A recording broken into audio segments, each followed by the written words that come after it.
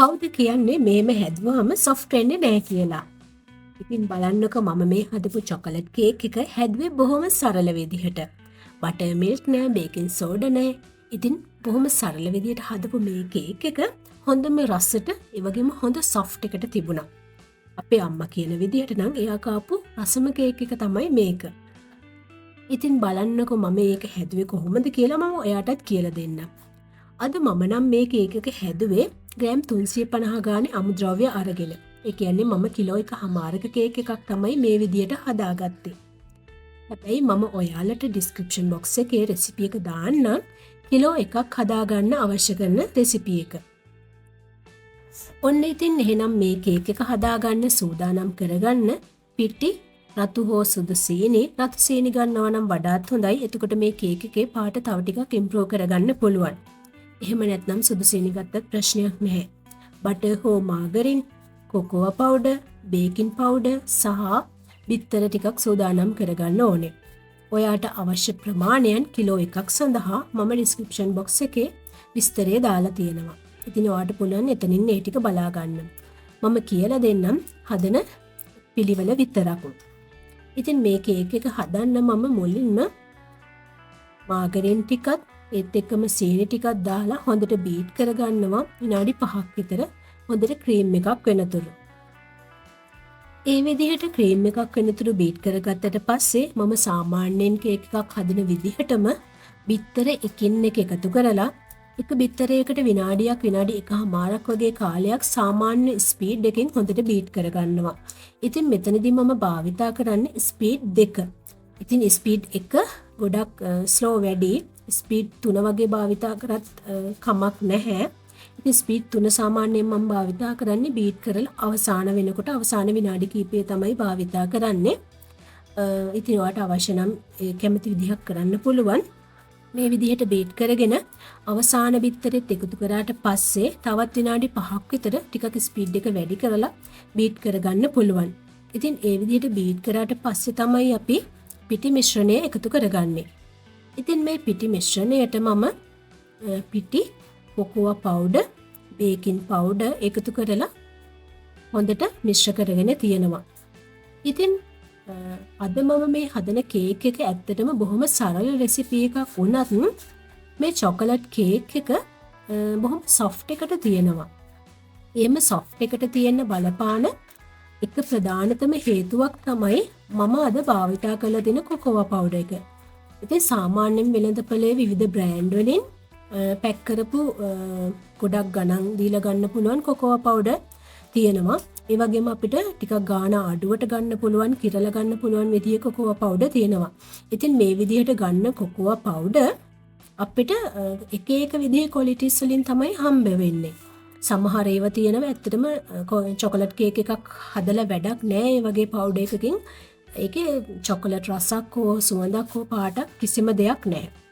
ඒ වුණාට අපි කිරලා ගන්න එකක උනත් සමහර වෙලාවට හොඳ බ්‍රෑන්ඩඩ් කොකෝවා පවුඩර් එකක් වගේ හොඳට රස සුවඳ පාට හැම දෙයක්ම තියෙන ඒවා වුණත් අපිට හොයාගන්න පුළුවන්.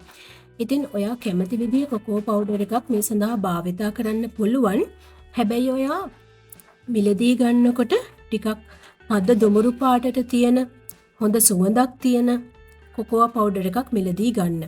ඒ වගේම තමයි ඔයා සාමාන්‍යයෙන් අපි කේක් එකක් හදනකොට අපි හදන කේක් එකේ අපි ගන්න පිටි ප්‍රමාණය තියෙනවනේ. ඒ පිටි ප්‍රමාණයෙන් 9ක් 10ක් වගේ ප්‍රමාණයක් තමයි අපි කොකෝවා පවුඩර් ගන්න ඕනේ. ඉතින් සාමාන්‍යයෙන් මේ ප්‍රමාණය ඉක්මවලා ගන්න එපා. එහෙම වුණොත් චොකලට් රස මේ කේක් එකේ වැඩි වෙනවා. ඒ නිසා අපි සාමාන්‍යයෙන් 10ක් හෝ ඊට අඩු ප්‍රමාණයක් තමයි ගන්න ඕනේ. ඇත්තටම කොකෝවා පවුඩර් හොඳම ක්වොලිටි එකකින් ගන්නවා නම් අපිට 10ක් ගොඩක් වැඩි වෙනවා. ඒ වගේ වෙලාවට අපිට පුළුවන් ඒක අවස්ථාවේ අනුව ටිකක් අඩු කරලා ගන්න. ඒක ඔයාගේ අතේ හුරුවත් එක්ක ඔයා කාලයක් කරගෙන යනකොට ඔයාට ඒ වෙනස හදාගන්න පුළුවන්. ඉතින් මෙන්න මේ විදිහට මම බීට් කරගෙන ඉවරුණු කේක් එකට වැනිලා ස්වල්පයක් එකතු කරගත්තා. වැනිලා ස්වල්පයක් එකතු කරගෙන හොඳට බීට් කරගත්තා. ඉතින් මේ වෙලාවේදී මගේ සීනි ටිකත් හොඳට දිය වෙලා තියෙන්නේ. අපි බිත්තර එකතු කරලා සම්පූර්ණ කාලයක් බීට් කරාට පස්සේ අපේ සීනි ටික හොඳටම දිය වුණාට පස්සේ තමයි අපි පිටි එකතු කරගන්න ඕනේ. පිටි එකතු කරගන්නකොට මේ කොකෝවා පවුඩර්, බේකින් පවුඩර් සහ පිටි මිශ්‍රණය මුලින්ම හොඳට මිශ්‍ර කරගන්න ඕනේ. ඊට පස්සේ එක වතාවක් පෙනේරකින් හලලා මේ බැටර් එකට එකතු කරගත්තාම හොඳටම ඇති. කීප වතාවක් හලන්න හෙට මෙහෙට මාරු කරන්න අවශ්‍යතාවයක් වෙන්නේ නැහැ. ඉතින් මේ විදිහට පිටි ටික කොටස් දෙකකට හෝ තුනකට එකතු කරලා ස්පැටියුලා එකකින් මිශ්‍ර කරගන්න. ස්පැටියුලා එකකින් මිශ්‍ර කරලා අන්තිම තප්පර 10ක් විතර වගේ ස්පීඩ් එකේ අඩුම ස්පීඩ් එකේ ඔයාලට පුළුවන් ටිකක් බීට් කරගන්න. අවශ්‍ය නම් තවත් හොඳට මේ ටික මිශ්‍ර වෙන්න අවශ්‍ය නම්. ඉතින් ඊට පස්සේ තමයි අපි මේ කේක් එක බැටර් එක ට්‍රේ එකකට දාලා බේක් කරන්නේ. ට්‍රේ එකකට දානකොටත් ඔයා බැටර් එකට හරියන ට්‍රේ එකක්ම භාවිතා කරන්න. ඒ වගේම non stick එකක් භාවිතා කරනවා නම් ලයිනින් කරන්න අවශ්‍ය නැහැ. එහෙම නැත්නම් ට්‍රේ එක ලයිනින් කරලා ඔයාට භාවිතා කරන්න සිද්ධ වෙනවා. සාමාන්‍යයෙන් අපි චොකලට් කේක් එකක් වගේ කොෆි කේක් එකක් වගේ හදනකොට මේ කොකෝවා පවුඩර් නිසා අපි කේක් එක ගොඩක් රළු වෙන්නේ. ඉතින් අපි හොඳ කොකෝවා පවුඩර් එකක් භාවිතා කරනවා නම් අපිට මේක හොඳ ගුණාත්මයෙන් හදාගන්න පුළුවන්. ඉතින් ඒ වගේම තමයි ඔයාට මේ කේක් එකට එකතු කරන්න පුළුවන් කිරි පිටි ටිකක්. කිරි පිටි එකතු කරන්න එකනොත් අපිට මේ තෙතමනේ හොඳින් රඳවා ගන්න පුළුවන් වෙනවා. ඉතින් මේ කේක් එකේ ගුණාත් හොඳ සොෆ්ට් ගතියක් රඳව ගන්න අපිට කරන්න පුළුවන් අනිත් දේ තමයි මේ කේක් එක බේක් කරන එක. මේ කේක් එක අපි සාමාන්‍යයෙන් බටර් කේක් එකක් වගේ බේක් කරනකොට සෙල්සියස් අංශක 180 වගේ භාවිතා කරනවා. විනාඩි 40ක් සමහර විට 50ක් විතර භාවිතා කරන්න පුළුවන්. හැබැයි අපි මේ චොකලට් කේක් එක සෙල්සියස් අංශක 150 බේක් කරගත්තොත් අපිට මේක කර වෙන එක වළක්ව ගන්න පුළුවන්. මම මේ කේක් එක බේක් කරේ 150 විනාඩි 50ක්. ඉතින් ඔයාලට විනාඩි 50ක් විනාඩි 60ක් 55ක් විතර වගේ බේක් කරගන්න පුළුවන්. ඒක ඔයාගේ oven එකේ ස්වභාවය සහ ඔයා හදාගන්න කේක් බැටර් එක ඔයා භාවිතා කරන ට්‍රේ එක මත වෙනස් වෙනවා. ඔයා ගොඩක් උස ට්‍රේ එකක් භාවිතා කරනවා නම් ටිකක් වැඩි වෙලාවක් බේක් කරන්න වෙනවා. උසින් අඩු කේක් එක උස අඩු වෙන තුනී වෙන විදිහට හදාගන්නවා නම් ඉක්මනට බේක් කරගන්න පුළුවන් වෙනවා. ඉතින් ඒක ඔයාගේ අවශ්‍යතාවය සහ ඔයා භාවිතා කරන දේවල් අනුව වෙනස් කරගන්න ඕනේ. සාමාන්‍ය විදිහට මම කියන්නේ කේක් එක බේක් කරගන්නකොට සාමාන්‍ය ට්‍රේ එකට ගැලපෙන විදිහට බැටර් එක දාලා හදාගන්නකොට 150 විනාඩි 50ක් වගේ බේක් කරගන්න. එතකොට අපිට මේ කේක් එකේ සොෆ්ට් ගතිය රඳව ගන්න පුළුවන්. ඉතින් මම හිතනවා මම කියලා දීපු ටික ඔයාට වැටහුණා කියලා හොඳින්. මොනවාම හරි ප්‍රශ්නයක් තියෙනවා නම් ඔයාට පුළුවන් කමෙන්ට් එකක් දාන්න. ඒ වගේම තමයි සාමාන්‍යයෙන් අපි චොකලට් කේක් එකක් හදනකොට බටර් මිල්ක් එක භාවිතා කරනවා. සහ ඒත් එක්කම බේකින් සෝඩා භාවිතා කරනවා. ඉතින් අද මගේ මේ කේක් එකට ඒ දෙකම භාවිතා කරලා නැහැ. හැබැයි හොඳ සොෆ්ට් එකට රසට තිබුණා. මොයිස්චර් ගතියට තිබුණා. මම බටර් මිල්ක් භාවිතා කරලා හදන චොකලට් කේක් එකත් මේ වෙනකොට කරලා තියෙනවා. ඔයාට ඒ ලින්ක් එකත් මම ඩිස්ක්‍රිප්ෂන් බොක්ස් එකේ දාන්නම්. ඒ වගේම තමයි කේක් ට්‍රේ එකක් ලයිනින් කරගන්නේ කොහොමද? බිත්තර ටික අමුද්‍රව්‍ය ටික කිරාගන්නේ කොහොමද වගේ දේවල් මම මේ වෙනකොට වීඩියෝස් කරලා තියෙනවා.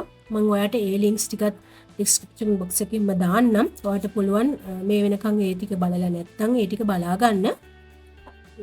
ඉතින් ඒ වගේම තමයි මේ චොකලට් අයිසින් එක හදාගන්නේ කොහොමද? චොකලට් කේක් එක අයිසින් කරගන්නේ කොහොමද? චොකලට් කප් කේක් ටික කොහොමද හදාගන්නේ කියන වීඩියෝ ටික මම ඉදිරියේදී කරන්නම්. channel එක subscribe කරලා දිගටම රැඳිලා ඉන්න කියලා ආරාධනා කරනවා.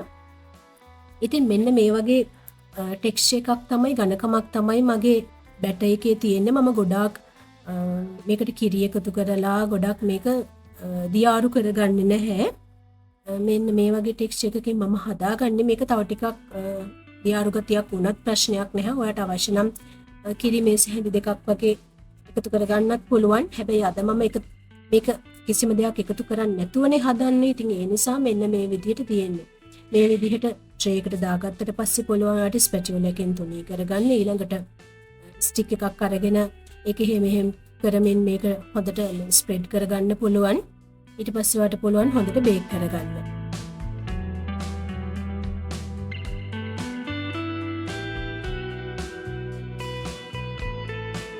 මෙන්න මේ විදිහට තමයි මම බේක් කරගත්ත කේක් එක තියෙන්නේ. මේ තියෙන්නේ කේක් එකේ යටපැත්ත. ඉතින් මම උඩ පැත්ත හරවලා පෙන්නන්නම්. හරි සොෆ්ට් එකට හොඳ මොයිස්චර් ගතියට මේ කේක් එක තිබ්බා. ඉතින් ඔයාලට මේකෙන් මේ විදිහට කෑලි කපලා රස විඳින්නත් පුළුවන්. දවස් කීපයක් තියාගන්නත් පුළුවන්. එහෙම නැත්නම් මේ කේක් එකෙන් ජා කේක්ස්, කේක් කප්ස් වගේ දේවල් උනත් හදාගන්න පුළුවන්. කේක් පොප්ස් වගේ දේවල් උනත් බොහොම ලේසියෙන් හදාගන්න පුළුවන්. ඉතින් එහෙනම් තවත් අලුත් රසවත් වීඩියෝ එකකින් හමු වෙනතුරු ගිහින් එන්නම්. සුබ දවසක්.